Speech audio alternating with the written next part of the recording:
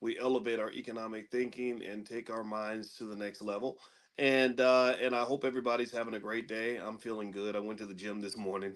Every day, every day is a battle. Every day is a decision, right? Am I going to decide to take the hardworking route or the lazy route? Am I going to be the hardworking voice or the lazy voice? Well, I think today I was the hardworking voice. So I got up this morning and went to the gym, and and I'm glad I did it. All right. So anyway, how's everybody doing today? How are your stocks? I can tell you the stock market is really, really throwing some temper tantrums, and so these are those times like the New Edition song, or it wasn't New Edition, it was Belle Biv DeVoe. No, wait, no, it was New Edition. Remember, sunny days, everybody loves them. But tell me, baby, can you stand the rain? So right now it's kind of raining in the stock market, but we don't worry about rain. We just bring our raincoats and prepare for the sunshine. And so just know that typically the stock market, when there is a dip, there is a recovery. And just to kind of give you a quick overview, basically there's a lot hanging out, hinging this week on decisions by the Federal Reserve regarding interest rates. They're going to make some announcements. They're not just going to make the announcement about what they're going to do with interest rates.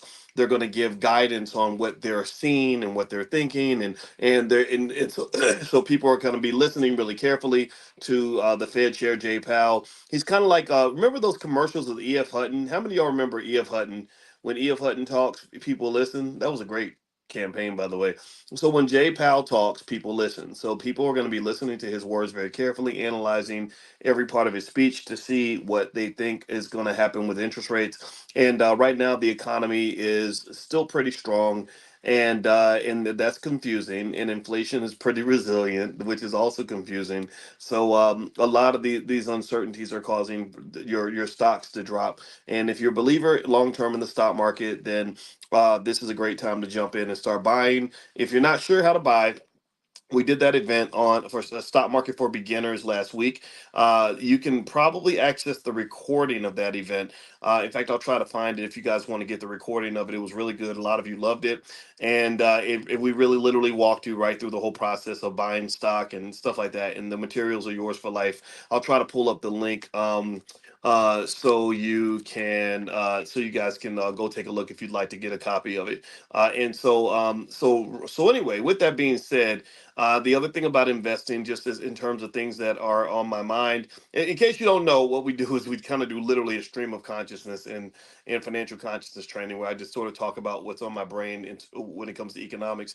So one of the biggest things about investing is a lot of people have this misperception that once you become an investor, that it's just going to be raining money every day, and everything's going to be easy peasy, and money's always going to flow into your pocket and not never out of your pocket. Well, that's not true. One of the things about investors is that they understand that sometimes you're going to be receiving money, sometimes you're going to be letting money go. And that's a difference in mindset. That's a difference in financial consciousness. Because when you are getting a paycheck, you have money coming in, and then you have expenses, to live your life. But it's not as if you have to pay thousands of dollars to keep your job or buy extra uniforms and supplies for your work. Your job kind of handles that. So the way money flows is kind of different. So investors have to understand an economic concept called smoothing. Smoothing means that when it's time to feast, you kind of pull back a little bit. You store your nuts for the winter. But when everybody else is booming, you're chilling because you're preparing for the fact that winter is always coming. So then when winter arrives, you're not freezing out the way some other people might be if they did not prepare. So right now, winter could be coming. The stock market's been feeding a lot of you for quite a while, for several months. Right now, it looks like there's some shaky ground here. And but then again, the problem is the reason you can't just pull back is because you don't know when it's going to end. You don't know when the sun's coming back out. So you kind of have to be consistent with your strategy. So don't be scared.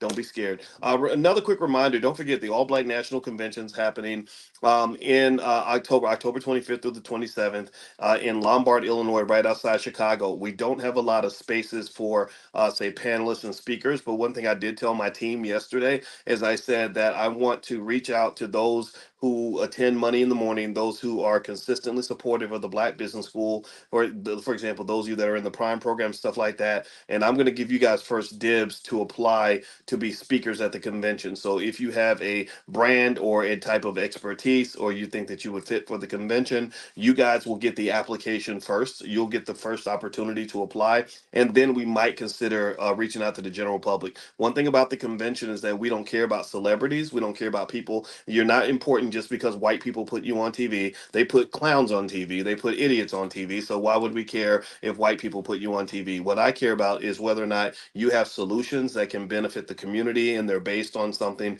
that is applicable and sound and solid. So, for example, last year we had Dr. Mary Stoddard, who spoke at the convention. Let me tell you about Dr. Mary Stoddard and why we were eager to invite her and why I want to invite her back. Dr. Mary Stoddard is a person who defies everything that you've ever been taught regarding the limitations of Black people. Everything that you get taught about social policies and programs and Black people being ignorant and disadvantaged and weak and pathetic and incapable of accomplishing anything without the help of white folks, Mary defies all that. Let me explain why. Mary was born poorer than every single person in this room. I bet you she was born. I think the seventh. She was like the 16th or 17th child in her family, and they were all sharecroppers in the South. And despite all that, her parents, who didn't have hardly any money, got every single one of their children through college. Every single one of them graduated from college. And like, but that's not possible. Poor Black people can't succeed. They can't even read. Right? That's what they tell you in the Chicago public school. We don't know. We can't figure out how to get these Negroes to read or write or do math. And so they got to go to, they got to go to McDonald's, and they got to show them pictures of the food so they know how much a cheeseburger costs. That's how they see us. They see us as these literally just incredibly unintelligent, almost like animals. I really believe that they look at us like this. And then it doesn't help when we promote animal-like behavior in media, or you listen to hip-hop music. Anybody listen to rap music lately when they got into that mumble rap? Where it's like, right? That's how they see us, right? So anyway, Mary's whole family graduated. Every one of her siblings all finished college. So like, how does this family in poverty all get all their kids through college? Well, they were creative. They did models that are similar to the things I talk about in my book, The 10 Commandments of Black Economic Power. They basically said, ain't nobody gonna save us. We're not gonna sit around and wait for Superman. If we don't do it, nobody else will. And they put a system in place where every child that into school helped the one behind them. And that was your obligation. That was your obligation. That's called family. That's called community. That's called people working together. You didn't have, like, there was no tolerance for somebody who said, "Well, I ain't got to think about it. I ain't screw them little kids. I ain't got to worry about nobody but myself." I guess no, that wasn't allowed. If once you got to college, you sent money back to help get the next one into school, and the next one, and the next one, and the next one. So then let me tell you, and I'm not done with Dr. Stoddard. This is just a prototype of the types of people that we bring to the convention. These are the scholars that I'm looking for. These are the experts that impress me. These are the Black leaders that you never hear about because you're so busy being distracted by rappers who can't even spell their mama's names. Dr. Stoddard grows up, and she then goes and she goes to school and gets a PhD and a JD because she's very big on education. In fact, she was such a serious student that when she finished her law degree, she had a baby on Tuesday and was able to walk across the stage, I believe, the same day that she gave birth, and even though her school was 75 miles away from the hospital. Now, it was either the same day or the next day. I hope it's the next day. The next day sounds human. The same day sounds superhuman, but she's got it like that. That whole strong Black woman thing, she embodies that. Right, just you want it, you go get it, you make it happen. She did that. I believe she actually walked the same day. Here's the third thing that Dr. Stoddard did, and I just have to mention this. These are the people who need to be famous in our community, not goofballs on TV who tell jokes and stuff. Third thing is she had 5 kids. She didn't marry a buffoon. She didn't go get pregnant by a rapper. She chose a quality man to marry by the name of Dr. Marcus Stoddard. Dr. Stoddard, who also grew up without many resources, eventually became one of the best cardiologists in the country, if I'm not mistaken. He's on the faculty at the University of Louisville. So Dr. Stoddard and her husband, the other Dr. Stoddard, they had five children. And when they and the five children they had, every one of them became a medical doctor or a PhD. All five. Every single one of those kids became a medical doctor and a PhD. And the reason I know Dr. Stoddard is because when my sister was going to medical school, Dr. Stoddard worked hard to help my sister get her applications together so she could get into medical school. So she didn't just get her children over all these humps and systems and problems, she helped other people's children too. Now, why do I bring up Dr. Stoddard today when we're talking about financial consciousness? Well, I bring her up because the solutions are out there.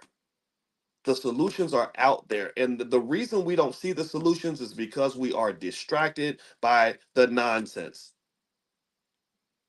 We're distracted by things that do not work. We spend so much time talking about things that don't work that we don't pay any attention to the things that do.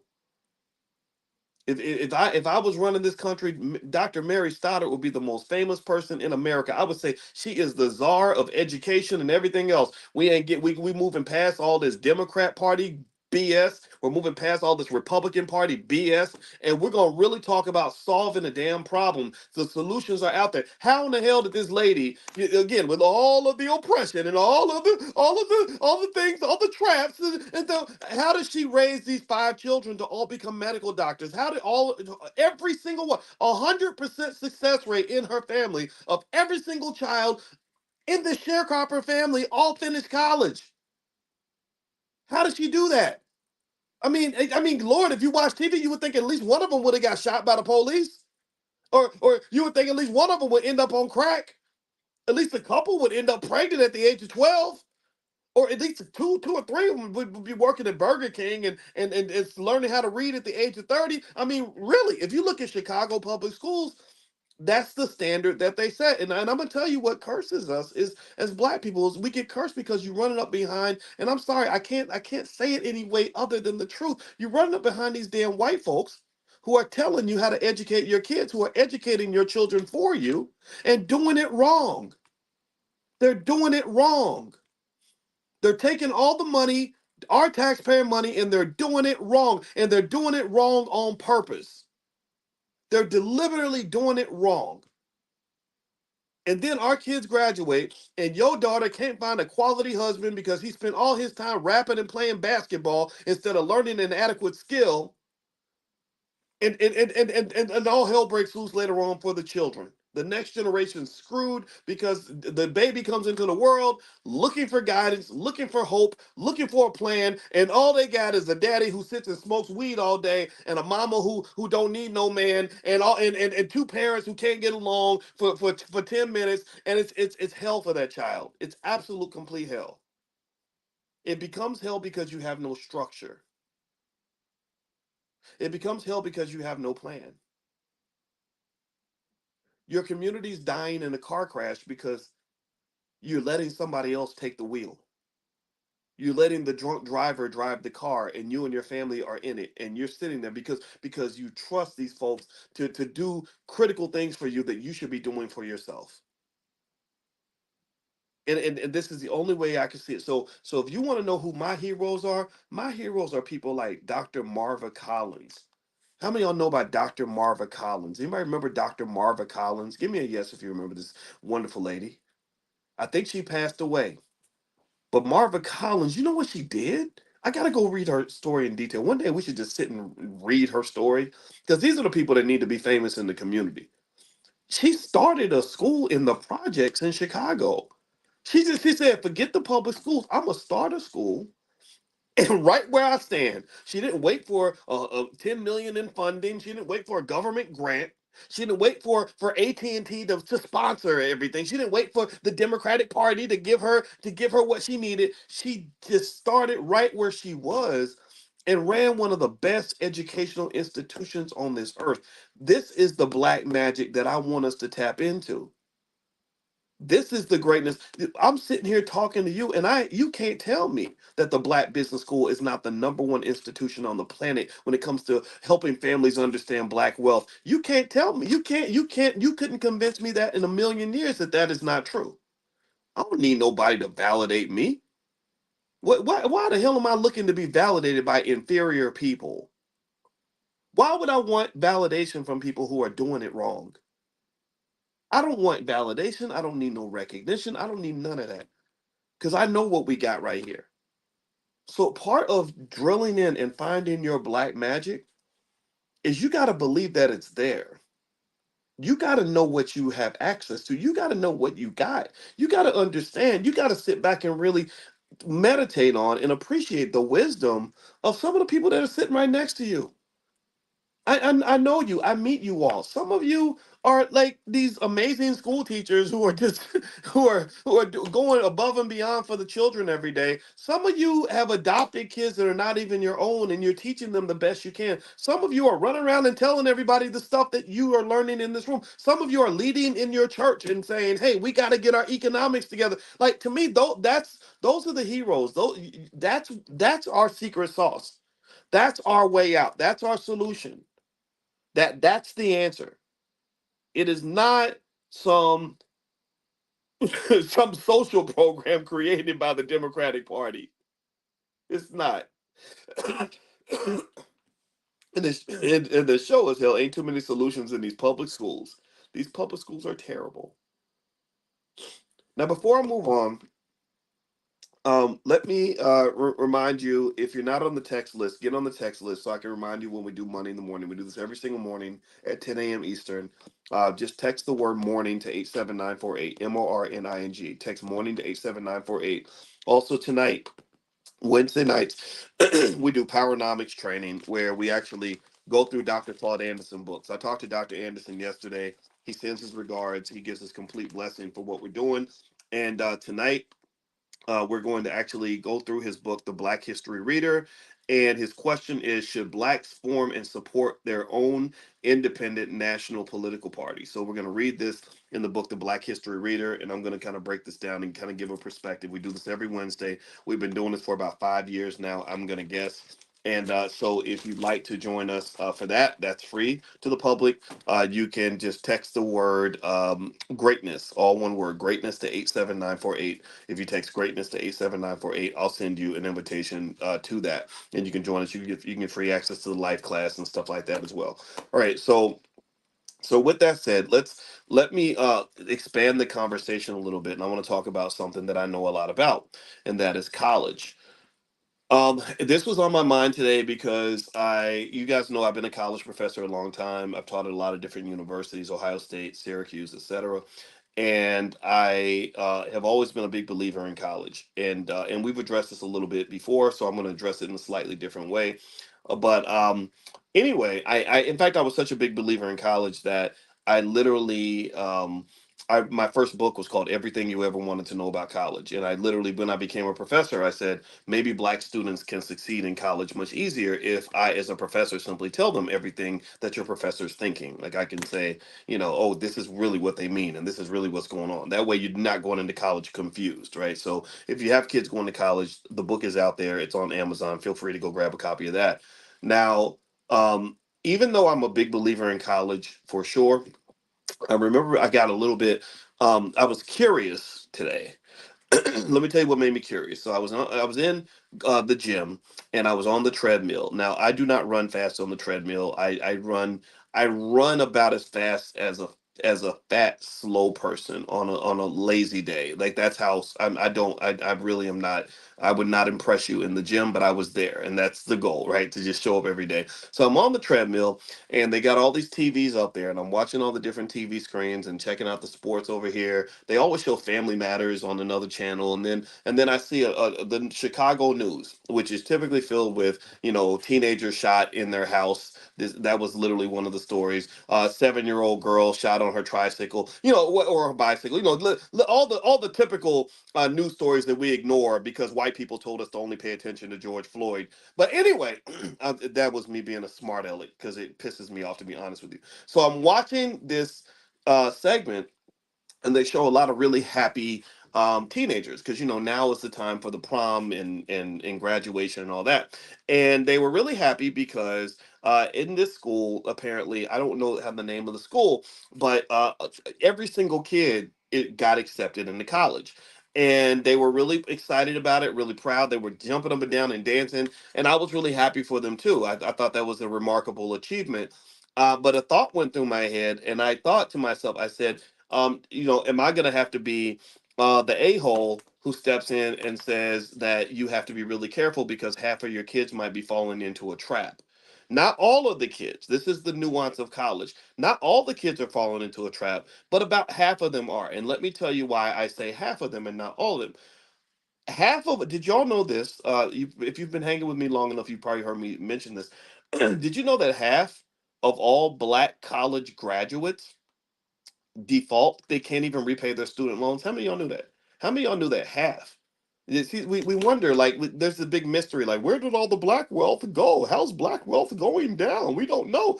Well, if your best and your brightest are gonna die in debt, that's not exactly gonna improve your net worth. Dying in debt does not make your net worth go up. It does not help your estate plan. Okay. So half of all black college graduates can't even repay their student loans. That's just a fact. And I'm talking about the graduates. I'm not talking about the fact that the overwhelming majority of black people that go to college, I want to say at least half of them don't finish. I'm talking about the ones who made it. I'm talking about the successful. I'm talking about the talented 10th, right?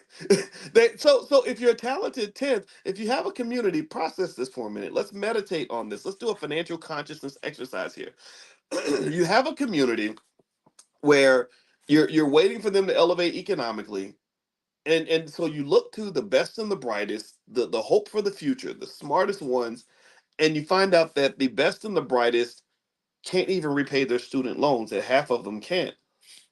What hope is there for the community? Because everybody else is doing worse than them, or so to speak, right? I mean, really, if it's is it better to graduate from college or to only go to college and not finish, or to have a GED, right? So the idea that half of all black college graduates default on their student loans should be very alarming to you if you have a concern about the fact that black wealth is expected to drop to zero by the year 2053. Right? This explains it. This is the leak. You have a bucket where wealth is like water being put in a bucket, and people say, well, if you're putting water in the bucket, why is the bucket going to end up empty? Well, because obviously the bucket has a hole in it. One of the holes is student loans, because we have this crazy system where it's like we literally consider like our next logical step after finding our most talented people is to get them to go and give $200,000 to white people to get an inferior education. That's the first goal. Go find the closest white man you can find and give him $200,000 of your family's wealth that you don't even have yet, and he's going to give you a certificate that gives you it's almost like those workers passes, like, or like a little back in the day when they said, do you have your papers, right? So you get your papers, which get allows you to be passed around to another white man to go work for him, and so, and you now have this license to go work, to go from one place that's going to exploit you to some extent and to another place that's going to exploit you until death, right? Because we all know, we've talked about this economically, that American workers are not the wealth builders in this country. They're not the ones who are doing well. The people that are doing well, the people at the top. They're the owners. They're the people that own land and property and businesses and stock and all that. Those are the ones who are building the wealth. Workers are not so much in that category. A lot of workers don't even have enough money to retire.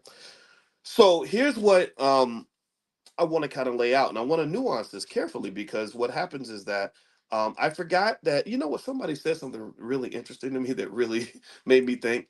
They said back in high school, they used to separate the like the slower kids from the middle kids and the advanced kids. You would be in different classes, so you interact with people that are like yourself. And they said, but on the internet, there's no separation. So when the advanced kids are talking to the slow kids, it becomes very frustrating for everybody, right? And so in a way, so what happens is that when I say something, I'm talking to you guys. You guys, in my mind, are the advanced kids, because you want to be smart, you want to learn, you want to grow. Well, sometimes slow kids will pick up what we say, and they'll run around and they'll say something like, Dr. Boyce is out telling black people not to go to college, or Dr. Boyce is telling black people not to vote. It's like, when I never told black people not to vote, I never told black people not to go to college. I'm saying that there is a nuance to it that has to be considered, right? There has to be a serious conversation about what college does for us and what it does not do for us. So as I was seeing these happy young people, all excited because they all got their scholarships and stuff, I was super happy for them. But I remember thinking, I hope that we don't forget that these young people are black.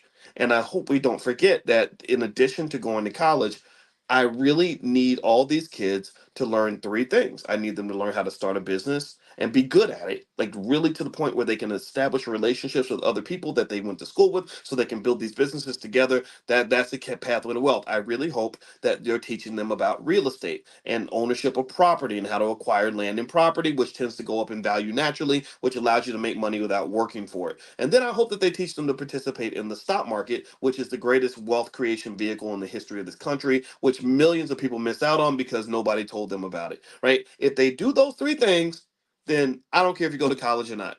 It's fine. Even if college doesn't work out for you, doesn't give you what you want, you can make up for it. You can quit that stupid job and go start your business with your homeboys, and everything's good. Or you get fired on your day off, like a lot of black men do, even those that are educated. Well, it's okay. You get together with you because you are trained on how to build healthy relationships with others. You are then able to reach out to your numerous friends and say, hey, you know what? I spent 10 years with this company. Now it's time for me to strike out on my own. And then next thing you know, you're building something amazing. The whole time you've been acquiring stock in real estate, and you've been doing that on your own behalf and also on behalf of your children. So that is where you're creating your financial security. A college degree does not give you financial security.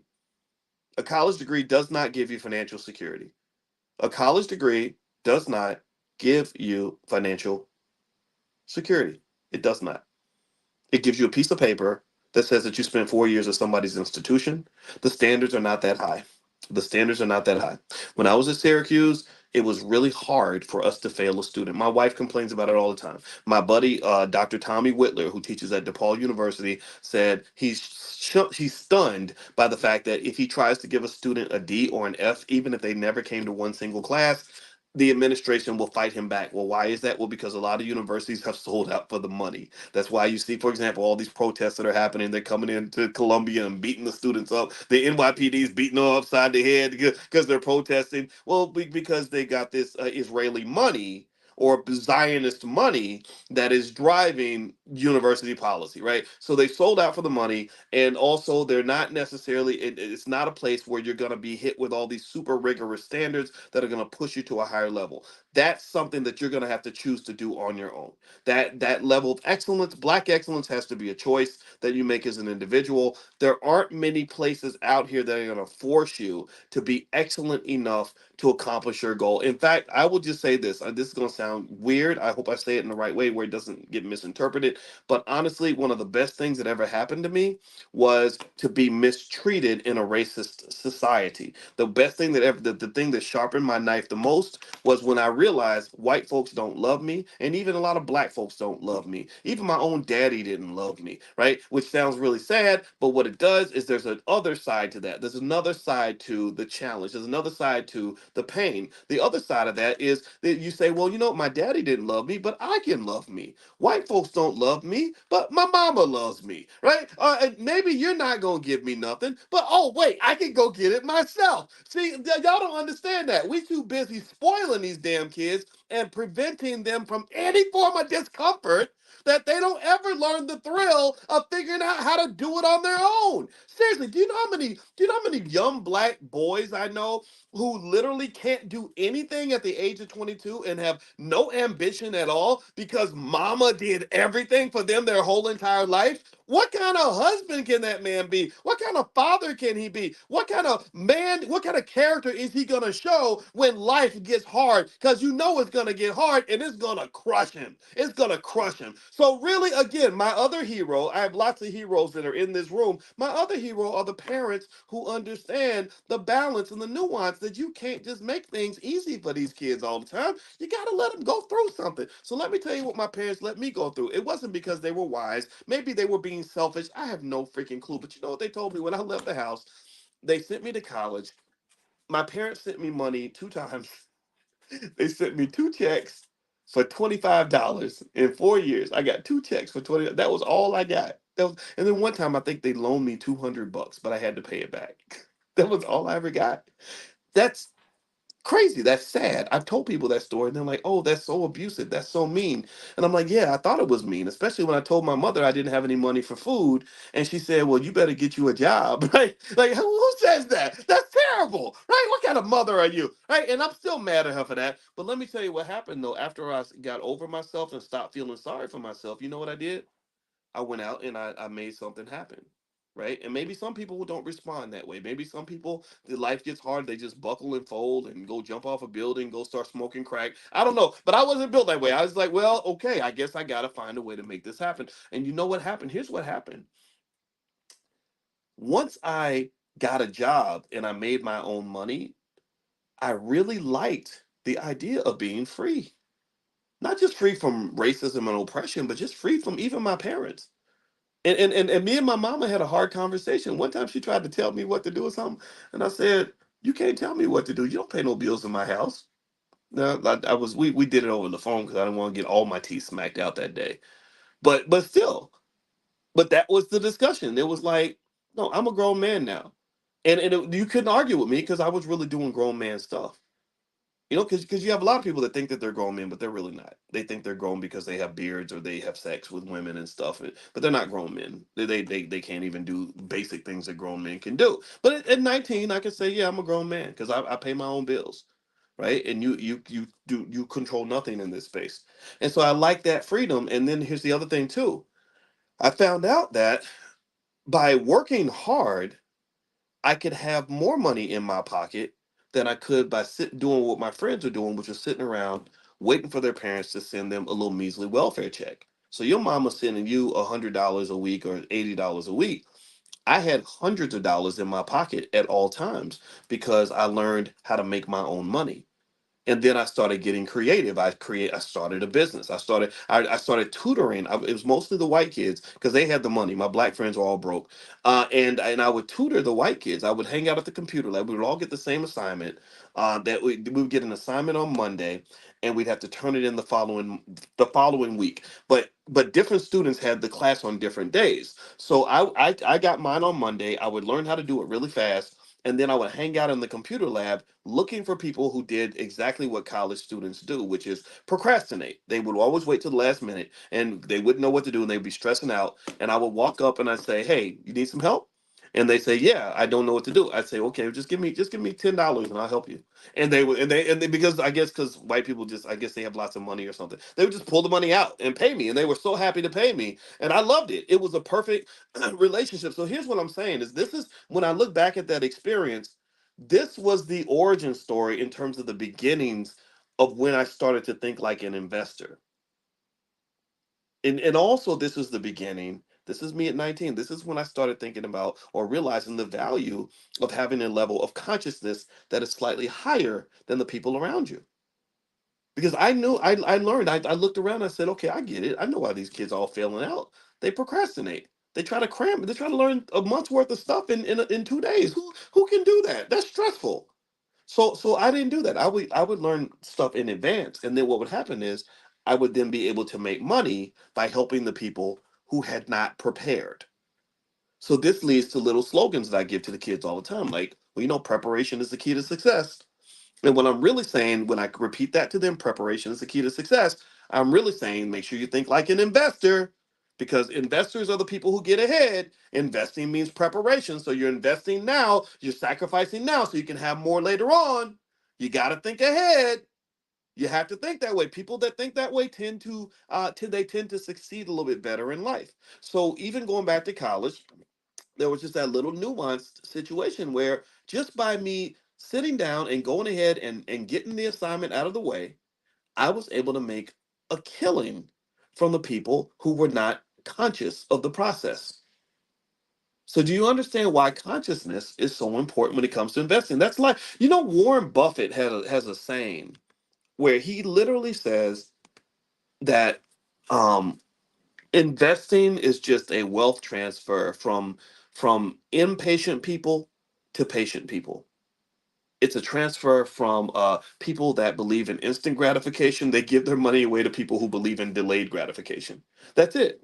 You know, when you rent something because you don't want to make the sacrifice to actually become an owner of something like an apartment, well, the apartment owner, made a conscious decision to own property and build the wealth required to do that, make the down payments and all that, so they could collect money from the renters who are only thinking about the here and now. And it's not just a rich man thing. I know sometimes they teach us like, well, that's what rich white people, they can do it because they gotta. Yeah, they do have a lot of money. They do. It's really, that's just a fact. But I brought one guy in here, Andre C. Hatchett, who talks about how he bought his first house in Brooklyn while he was making $18 an hour. Has anybody ever tried to buy real estate in Brooklyn? And can you imagine buying real estate in Brooklyn when you're making $18 an hour? Now, maybe in today's dollar, and this is like 15 years ago or whatever, so maybe in today's dollars, that might be more like 28 or $30 an hour. But Brooklyn is a hard place to buy real estate. How did he pull that off? Because he had a certain level of financial consciousness, delayed gratification, discipline. How often do we have conversations about discipline? How often do we have conversations about being proactive instead of being reactive? One of the flaws of a certain segment of our culture is that we are trained to be the most reactive people on the planet. Nobody talks about preparation. Nobody talks about learning lessons from the past or mistakes that were made. Even when a celebrity dies from like a drug overdose, and then I say something like, "Well, this is I see all the RIPS and everything else, and I'm the one who says, "Well, maybe this is a lesson that maybe we should stay away from drugs." Oh, you're a hater and you're this and that. No, I actually love you. That's why I'm saying this. I'm saying that we shouldn't keep losing young people to drugs, and but we just, it's like a repetitive process, and sometimes we can't even see past next week. So we would rather not be prepared, let something terrible happen, and then feel sorry for ourselves, than to watch something terrible happen and say, what can we learn from this so we can avoid this ever happening again? That's the conversation I like to have. That's the conversation. To me, that's the conscious conversation. We always talk about what it means to be conscious, what it means to be woke, and all that. Well, woke, conscious, that just means an awareness. It means learning. It means finding solutions. Are we doing that? I don't know if we always are. So let's go full circle with this on the college conversation. I do not think that all of college is a complete scam. I do think that universities charge way too much money. That's the first thing. And they do milk your family on a very epic level financially. It's kind of crazy. I think that we should really take deep dive looks at the trades and skilled trades. I think that's where a lot of opportunities lie. We miss out on those opportunities. And again, waiting for the public schools to deliver this is probably a failed policy because public schools, for whatever reason, have taken them out. They're not teaching kids skills that will allow them to provide for themselves. So how do they survive? But then beyond the skilled trades, a more important skilled trade, a skilled trade that everybody needs to have, are the basics in terms of learning how to start a business. I would say having the child maybe over time spend 100 hours or so. They're going to spend 1,000 hours learning how to play basketball. Have them spend at least 100 hours learning how to start a business, how to run a company. Buying stock is as easy. I taught you guys how to buy stock last week. We did we did that first share of stock thing. It took 2 hours, and within 2 hours, I was able to give you enough information about stock market investing that you literally could go teach your entire family. You now know more than probably 80-90% of the population. Stock market investing is very easy. I don't know why most people don't understand how to do it.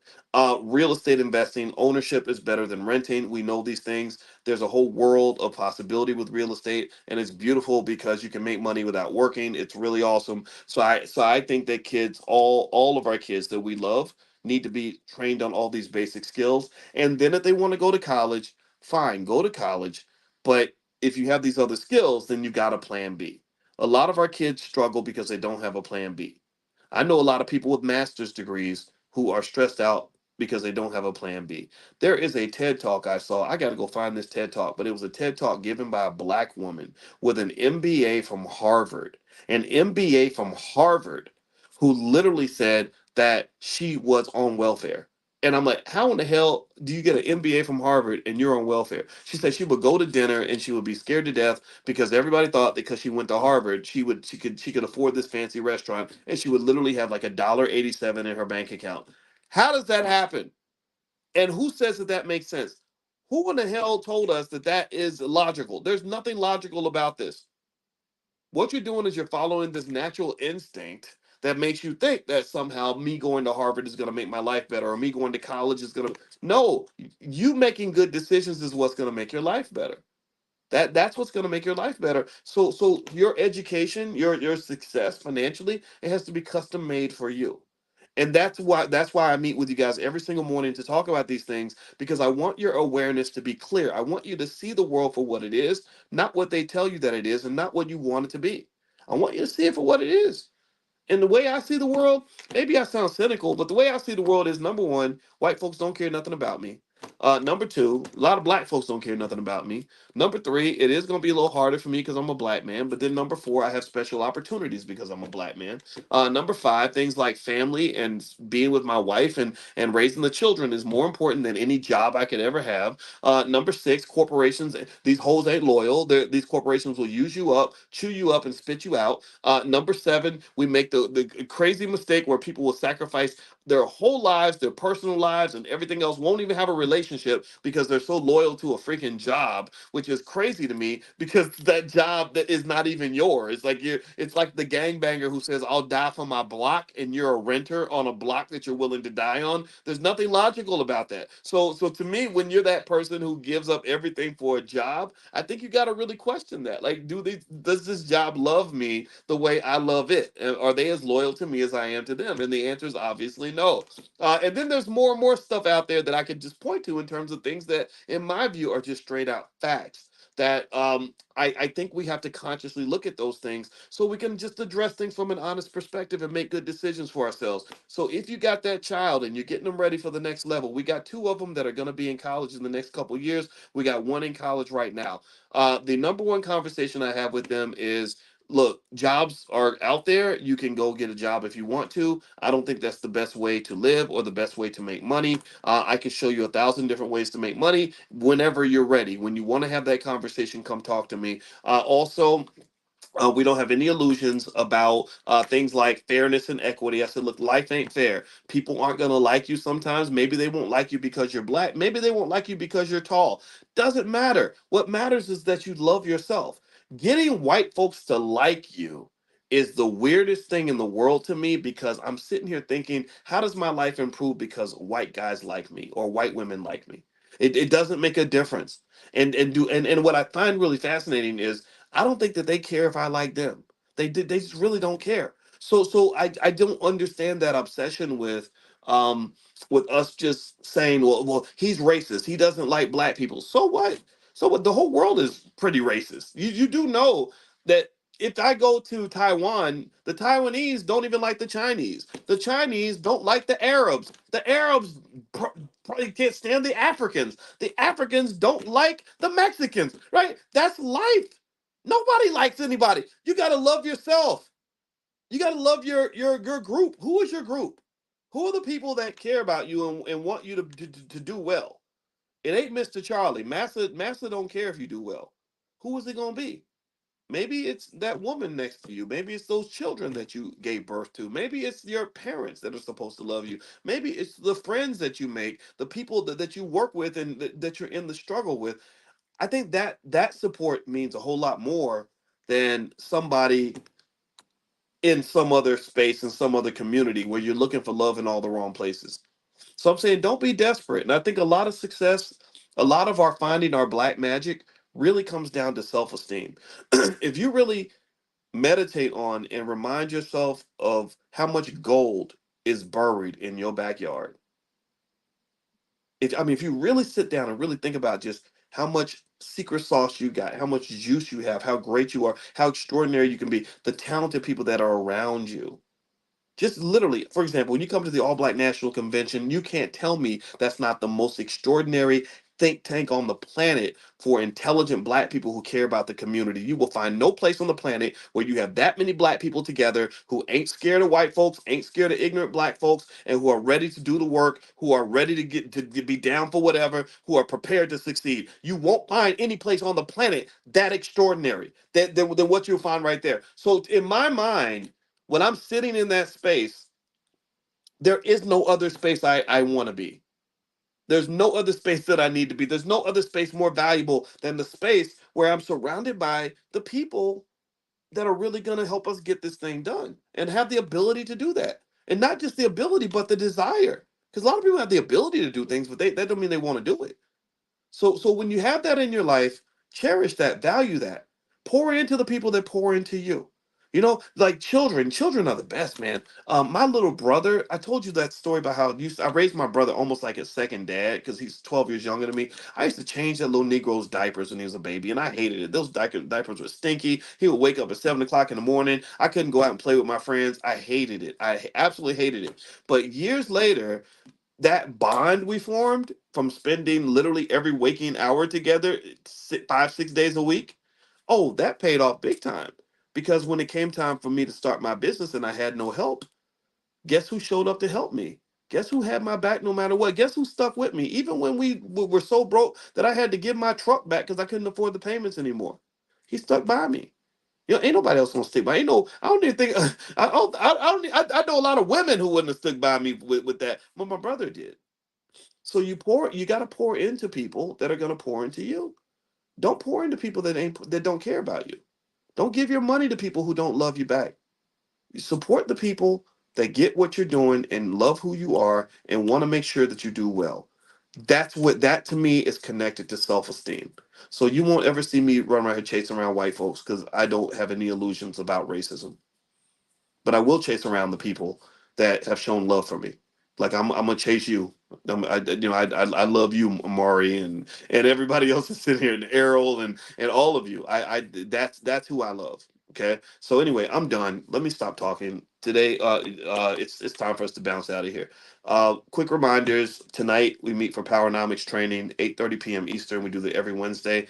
If you would like to participate, just text the word greatness to 87948. Text greatness to 87948.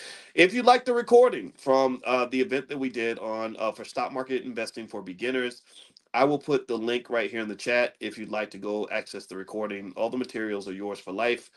You can keep them, you can share them with your family or whatever you'd like to do. All the slides and everything will be in there. Actually, you know what? I can't open up this chat button because this thing is acting weird. So what I'm gonna do is I will text it out to you if you guys would like to get the recording. Actually, okay, here we go. There we go. Let me put that in there. There we go. All right. And also, last but not least, if you want to learn more about the convention is called the All Black National Convention. It's going to be October 25th through the 27th in Lombard, Illinois, right outside of Chicago.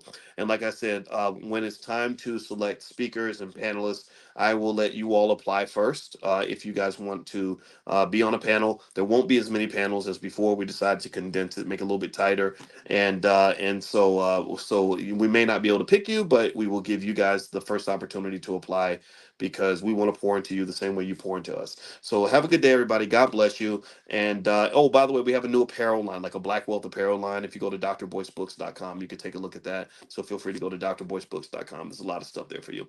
All right, have a good day, everybody. I'll see you all tomorrow morning at 10 a.m. Eastern, and I hope you have a wonderful day. Take care. Bye bye.